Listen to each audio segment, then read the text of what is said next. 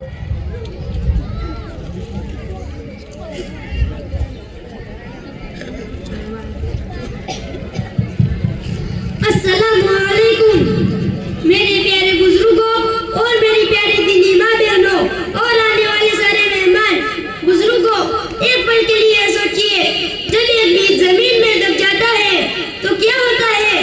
लोग उसे भूल जाते हैं, लेकिन वो भी चुपके चुपके अपनी ताकत जमा करता है और एक दिन एक शानदार दरख्त बनकर दुनिया को अपना फायदा पहुंचाता है। वो बीज क्या है? वो है इल्म नॉलेज की ताकत। कुरान पाक का पहला हुक्म था, इको पढ़ो। ये हुक्म सिर्फ एक लफ्ज नहीं बल्कि हमारी कौम की शान है, हमारा मुस्तकबिल है। आज हम अपने स्कूल के एनुअल प्रोग्राम में इकट्ठा हुए हैं और मैं आपको एक ऐसी हकीकत सुनाने जा रहा हूँ जिसे मुसलमानों से छुपाई गई। ये कहानी है उन मुसलमान साइंटिस्ट की जिन्होंने दुनिया को बदल दिया, कल भी और आज भी, लेकिन उनके नाम तारीख की किताबों से मिटाए गए। हम सब जानते हैं कि इस्लामी इल्मों को सबसे बड़ा खजाना कहा।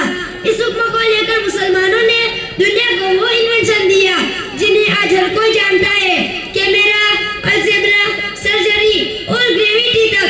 लेकिन अफसोस, यूरोप ने इन मुसलमान साइंटिस्ट के नाम मिटाकर उनके क्रेडिट अपने नाम कर लिया। मुसलमान साइंटिस्ट जिन्होंने दुनिया बदल दी, लेकिन उनका हक छीना गया।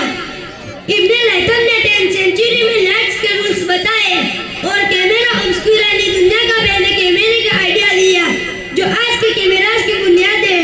उन्होंने ऑब्जेक्ट के नीचे गिरने की वजह एक नेचुरल फोर्स बताया जिसे आज हम ग्रेविटी कहते हैं।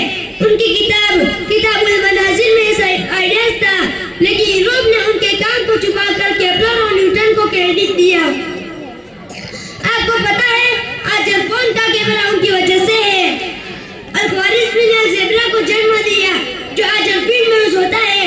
उनके नाम से एल्गोरिथम बना जो कंप्यूटर की जान है, जिसका इस आज के तमाम social media apps, Instagram, Facebook और यूट्यूब करते हैं। लेकिन यूरोप के मैथमेटिशियन ने उनके फॉर्मूलाज अपने नाम से छाप दिया और अल्गोरिथम को सिर्फ ट्रांसलेटर कहा। अल-ज़हरावी ने सर्जरी के टूल्स बनाए, सीजर, नीडल्स और स्टिक्स जो आज हॉस्पिटल्स में यूज होते हैं। उनकी किताब अल-तशरीफ ने यूरोप के डॉक्टरों को सिखाया, लेकिन उनके काम को छुपाकर उनके आइडियाज को यूरोपियन इन्वेंशन कहा गया।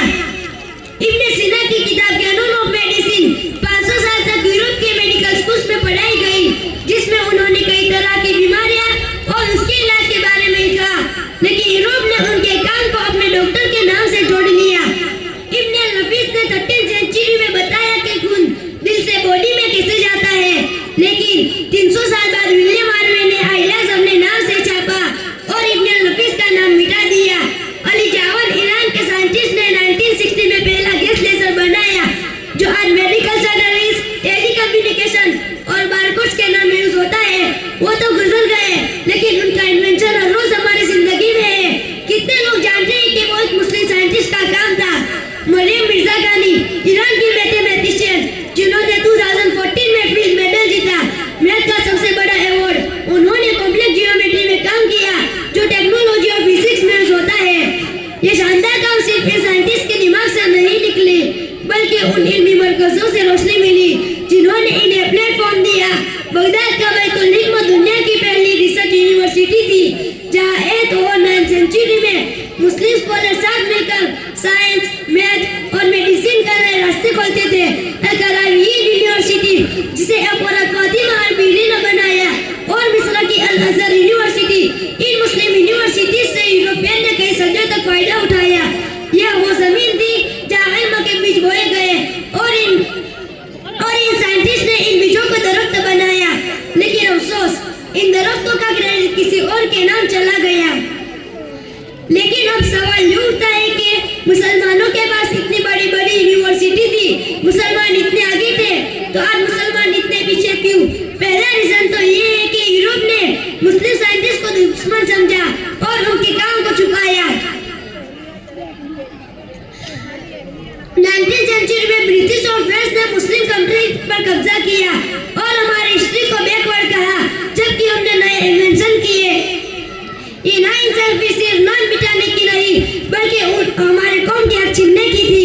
आज जब हम कैमरा, अलजेब्रा, सर्जरी इलेक्ट्रिसिटी या लेजर के बारे में सुनते हैं तो न्यूटन या एडिसन का नाम आता है, लेकिन इब्न लैथम, अली जावन या अल-ख्वारिज़्मी का नहीं। और दूसरी वजह ये है कि हमने खुद अपने पर कुल्हाड़ी मारी है और हमारे इल्म के दायरे को छोटा कर दिया और एजुकेशन की अहमियत को भूल गए। लेकिन ये कहानी का अंत नहीं है। हम अपने माजी के हक को वापस ले सकते हैं और वो है इल्म के जरिए, लेकिन उसके लिए हमें अपने स्कूल और कॉलेजेस का साथ देना होगा। नीचे से पैर खींचने की बजाय ऊपर से हाथ खींचना होगा।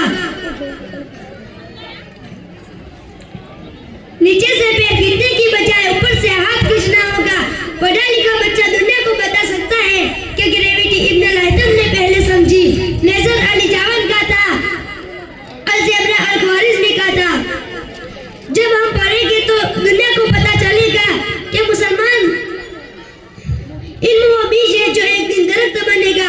आओ अपने बच्चों के हाथ में बीज दें और इन्हें इब्न लैथम या मरियम मिर्जा खानी जैसे रहनुमा बनाए और हमारे कौम को वापस लेंगे पढ़ाई से और मेहनत से।